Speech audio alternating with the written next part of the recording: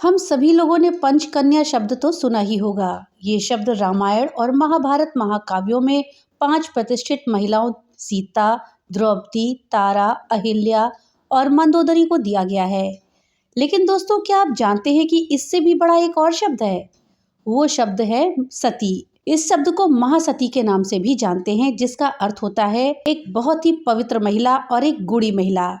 ये महिलाएं सच्ची पतिव्रता स्त्रियां होती हैं। वो महिलाएं जिन्होंने अपना पूरा जीवन अपने पतियों के लिए समर्पित कर दिया। इनसे बड़ी कोई महिला नहीं हुई है। इन महिलाओं को हमेशा उनके संबंधित नामों से पहले सती कहा जाता है। तो दोस्तों, आज इस वीडियो में हम इन सती महिलाओं के विषय में जानेंगे कि कौन है ये सती महिलाएं। इस जानकारी के लिए वीडियो में हमारे साथ अंत तक बने रहिएगा, जिससे कि आपको सही और सटीक जानकारी प्राप्त हो पाए।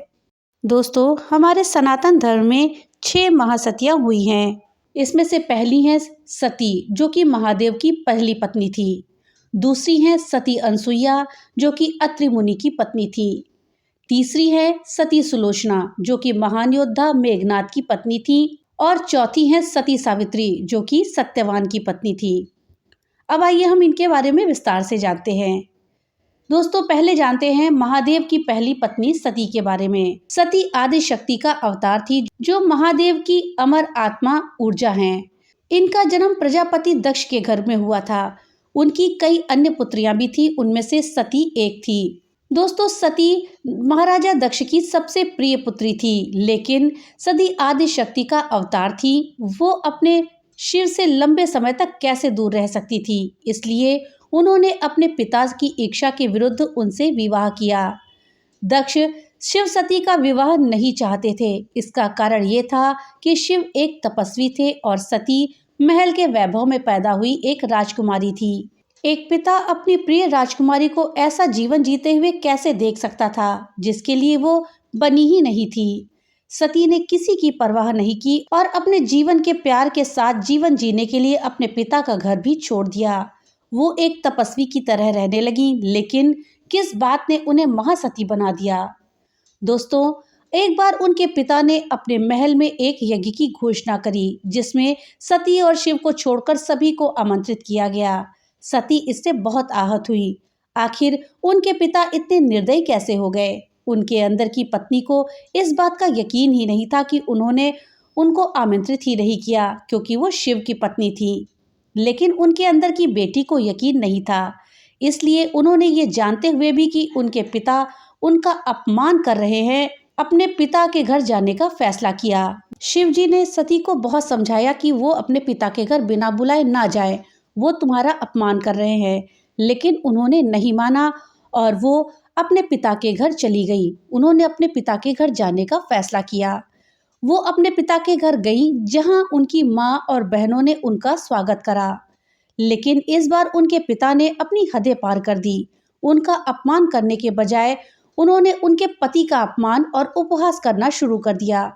सती इसको बर्दाश्त नहीं कर सकी और उन्होंने आत्मदाह करने का फैसला किया। उन्होंने अपने पति की गरिमा की रक्षा के लिए अपने प्राणों को त्याग दिया। दोस्तों, एक महिला सब कुछ बर्दाश्त कर सकती है, लेकिन अपने पति का अपमान कभी नहीं।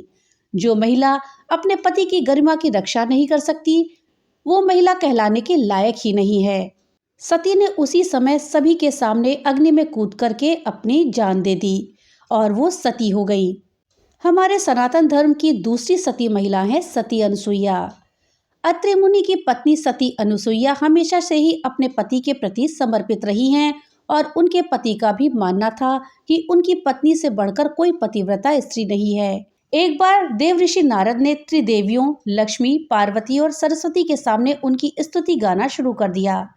उन्हें थोड़ी ईर्ष्या हुई कि पृथ्वी पर कोई और स्त्री उनसे अधिक पतिव्रता कैसे हो सकती है।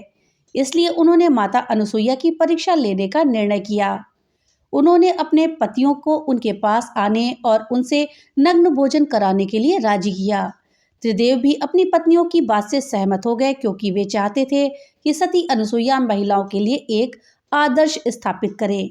इसलिए वो अत्रि मुनि के आश्रम में गए।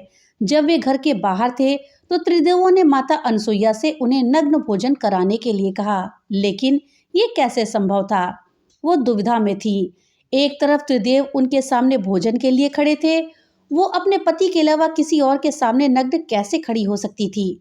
उसने कुछ देर सोचा और कुछ समय के बाद वो अपनी शक्ति का उपयोग करके त्रिदेवों को छोटे बच्चों में बदलने का विचार लेकर आई। एक महिला अपने पति के अलावा किसी अन्य पुरुष के सामने नग्न नहीं खड़ी हो सकती, लेकिन एक माँ अपने बच्चों के सामने नग्न खड़ी हो सकती है। उन्होंने त्रिदेवों को छोटे बच्चों में बदल दिया और फिर उन्हें नग्न अवस्था में ही खाना खिलाया। त्रिदेवों ने सती अनुसुईया का नाम लिया। वास्तव में वो अपने पति के लिए समर्पित महिला थी। लक्ष्मी, पार्वती और सरस्वती स्वयं उनके पास गई और उन्हें बताया कि यह उनकी परीक्षा है और उनसे अनुरोध किया कि वे अपने पतियों को सामान्य रूप में लौटा दे। सती अनुसुईया ने उनकी विनती स्वीकार कर ली और त्रिदेवों को सामान्य रूप में बदल दिया। एक महिला का आत्मसम्मान उसके हाथों में है, चाहे परिस्थितियां कैसी भी हो। उसके सामने कोई भी खड़ा हो, उसके पास खुद की और अपनी गरिमा की रक्षा करने की शक्ति होती है। वीडियो में आगे बढ़ने से पहले आपसे एक छोटी सी रिक्वेस्ट है कि अगर अभी तक आपने वीडियो को लाइक नहीं किया है तो कृपया वीडियो को लाइक कर दें और ज़्यादा से ज़्यादा शेयर करें, जिससे कि ये जानकारी अधिकतर लोगों तक पहुंच पाए। और हाँ, अगर चैनल पे पहली बार आए हैं तो कृपया चैनल को सब्सक्राइब कर दें और बेल आइकन दबाना ना भूलें, जिससे कि मेरी वीडियो सबसे पहले आप तक पहुंच सके। तो चलिए वीडियो में आगे बढ़ते हैं और जानते हैं भारतवर्ष की अगली महासती के विषय में। सनातन धर्म की तीसरी सती महिला है सती सुलोचना। सती सुलोचना भगवान शेष की पुत्री और वीर योद्धा मेघनाद की पत्नी थी। सुलोचना का लक्ष्य अपने पति के साथ रहना था, मृत्यु के बाद भी। उसका पति भी उसे अपनी ताकत मानता था, लेकिन उसका पति एक बेटा भी था। वो जानता था कि उसके पिता अधर्म के मार्ग पर हैं। उसने अपने पिता को समझाने की भी बहुत कोशिश की, लेकिन उसके पिता अपने अहंकार में अंधे थे। उसे अपने अहंकार के अलावा किसी की भी परवाह नहीं थी। लेकिन मेघनाद ने अपने धर्म का पालन किया और उसका धर्म अंत तक अपने पिता के साथ रहना था। इसलिए वो अपने पिता के अहंकार से मारा गया। लक्ष्मण के हाथों वीर मेघनाद का सर काट दिया गया। राम की सेना ने मेघनाद का शव लौटा दिया, लेकिन उसका सिर गायब था। बिना सिर के सुलोचना अपने पति का अंतिम संस्कार कैसे कर सकती थी? इसलिए उसने दुश्मनों का सामना करने और अपने पति का सर वापस लाने का फैसला किया। रावण ने उसे रोकने की बहुत कोशिश की, लेकिन वो नहीं रुकी। उस समय वो कोई नहीं थी, बल्कि केवल अपने पति की पत्नी थी। वो जानती थी कि उसे रोकने वाला और कोई नहीं, उसके पति का हत्यारा था। इसलिए उसने रावण को श्राप दे दिया। दोस्तों, मेघनाद का पिता रावण खुद अपनी बहू से बहुत डरता था, क्योंकि उसे पता था कि उसके बेटे की पत्नी का प्यार कितना प्रबल है। जो रावण किसी से नहीं डरता था, यहाँ तक कि मौत से भी नहीं, वो अपनी बहू से डरता था। इससे आप सोच ही सकते हैं कि सती सुलोचना की प्रेम की शक्ति कितनी प्रबल थी। दोस्तों, सती सुलोचना वीरता पूर्वक शत्रुओं की कुटिया में गई और अपने पति का सर मांगकर ले आई। भगवान राम, लक्ष्मण, हनुमान ने वीर सुलोचना का नाम लिया। अपने पति के बिना उसका कोई जीवन ही नहीं था। उसका पति ही उसकी दुनिया था, और जब उसकी दुनिया खत्म हो गई तो उसने भी खुद को खत्म करने का फैसला किया। इसलिए वो अपने पति की चिता पर खुद को जलाकर सती हो गई। वो अपनी मर्जी से सती हुई थी। सती प्रथा दोस्तों गलत है, लेकिन सती सुलोचना अपनी मर्जी से सती हुई थी। किसी ने उन्हें मजबूर नहीं किया था। वो अपने पति के हत्यारों के साथ जीवन जीने के बजाय खुद से ही अपना जीवन समाप्त करना चाहती थी। दोस्तों, सती सुलोचना कहती हैं कि सच्चे प्यार के सामने डर की कोई ताकत नहीं है।